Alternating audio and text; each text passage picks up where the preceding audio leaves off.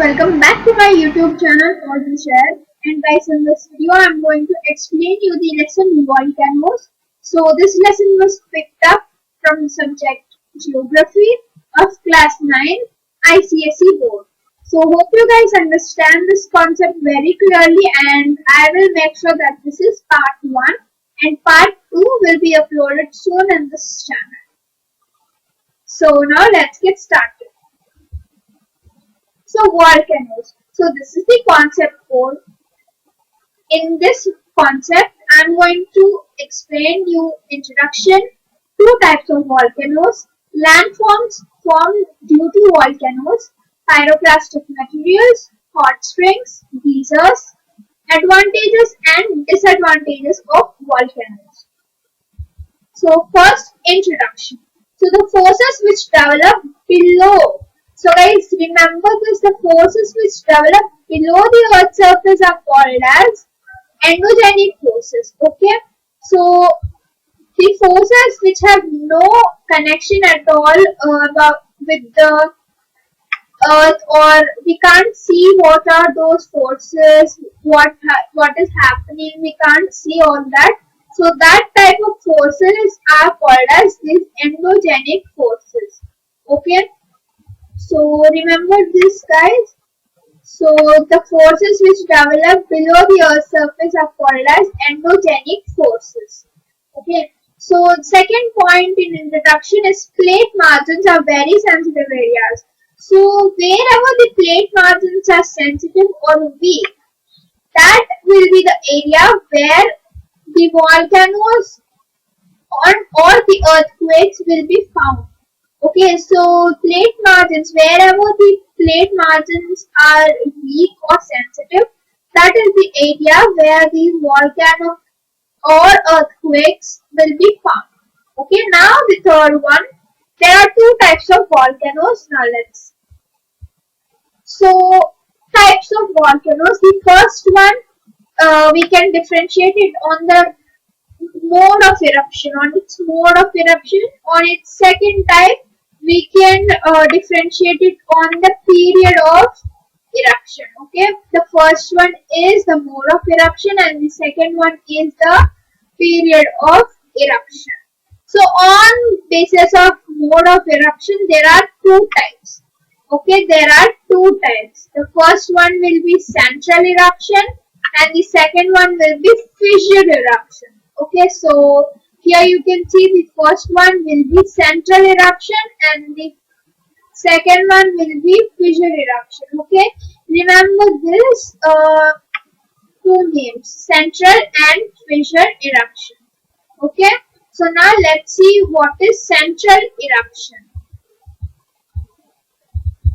So guys, in this case, magma comes out through a small opening called as vent. Okay, so in the case of central eruption, so whatever the magma which means that when it will come out, it is called as lava. Lava is also called as magma. Okay, so magma or lava will come out through a small opening called as vent. Okay, the small opening on top of the volcano or a whole type of thing on top of the volcano is called as vent. Okay, why will this magma comes out like that? Why will the magma comes out in a bursting situation? It is because the tremendous pressure inside the volcano. Okay, so the magma will come with a bursting explosion. It is all because of the tremendous pressure inside the volcano. And because of this tremendous pressure, the fragmented materials or the pyroclastic materials are thrown out of this volcano. Okay, so whatever this fragmented materials, I will be explaining in the part 2 about these fragmented materials. Okay, so the central eruption is also called as explosive type of eruption, which is because this magma will be just storing all those tremendous pressure inside the complete volcano, which will be not bearing by the volcano and it will just come with an explosive type of eruption. So that is the reason this type of volcanoes are called as explosive type of eruption. Okay guys, now let us go and see the diagram of the central eruption. So guys, this is the central eruption. Okay, so here you guys can concentrate and look at this drawing where you can find this eruption of lava and the pyroclastic materials thrown out here.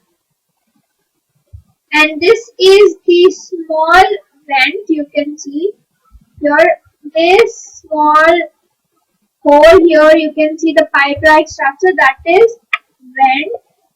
And these layers inside this are solidified ash and lava layers. Okay, so all this magma or lava inside the volcano is coming from the earth. Here you can see. So this magma will be going through the vent and just it will be having a lot of pressure inside the volcano which will burst out like this. And this is the smoke and this is the steam backside of the volcano. So this is all about the drawing. Okay, now let's see the fissure eruption. So yeah, fissure which means cracks. So guys, fissure itself means cracks. Okay, you know what are cracks? So earth also has cracks. So this type of eruption is made due to the cracks on the earth's surface. So as I told you, earths also have cracks and this eruption is made because of the cracks in the earth's surface. Okay, so because of these fissures, the magma spreads equally to the entire volcano. If I have to say, fissures or the cracks will not only made at a particular place, but the fissures will be made entire volcano or that entire place. So what happens? This particular magma will spread over those entire volcano equally. So there will be no pressure. There will be no pressure exerted inside the volcano. So there will be no that effect on the volcano or the places near the volcano because there is no more pressure.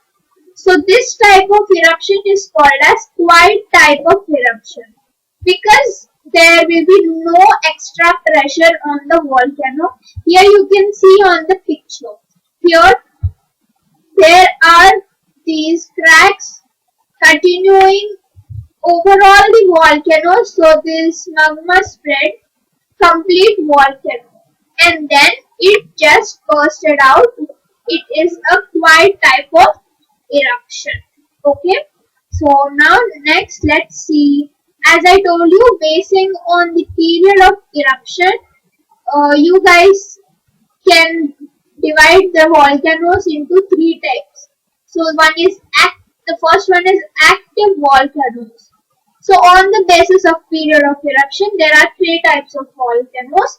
Active volcanoes. So these volcanoes are still active and they can erupt at any time. And for explaining you guys clearly, I have just kept a picture here. This is active volcano. So it can erupt anytime or it is erupting even now, which is called as active volcano. The next are these dormant volcanoes. So these type of volcanoes are alternative, which means that they sometimes be active and sometimes be inactive.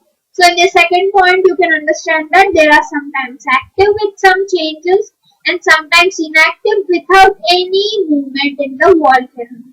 So guys, here you can see this particular one has smoke coming out from the volcano, but it is not active. So this volcano is called as the dormant volcanoes. Okay. So next are these extinct volcanoes. So this type of volcano is used to be active in past, but they will be now dead. Okay, so guys, this volcano are active in the past, but they are dead. So these volcanoes are also called as dead volcanoes. So considering a volcano dead is difficult, and this is the picture of an extinct volcano. So this volcano won't erupt, so it is a dead one. Okay. So guys, in part 2 we will know about the other topics, that is landforms due to volcanoes, pyroclastic materials, hot springs, geysers, advantages and disadvantages. So these three topics we will know in the next video. So make sure you stay tuned for the next video, that is next Sunday. So that's it about this video guys. Hope you guys like it. So if you want any other topic to be explained, do comment down the topic name, the subject and the class and the board, that may be ICSE, CBSE, like that. So do comment on these four details so that I would explain the topic. So guys, that's it about the video. Stay tuned for next Sunday for part 2 of this lesson. So bye bye guys. Thank you for watching.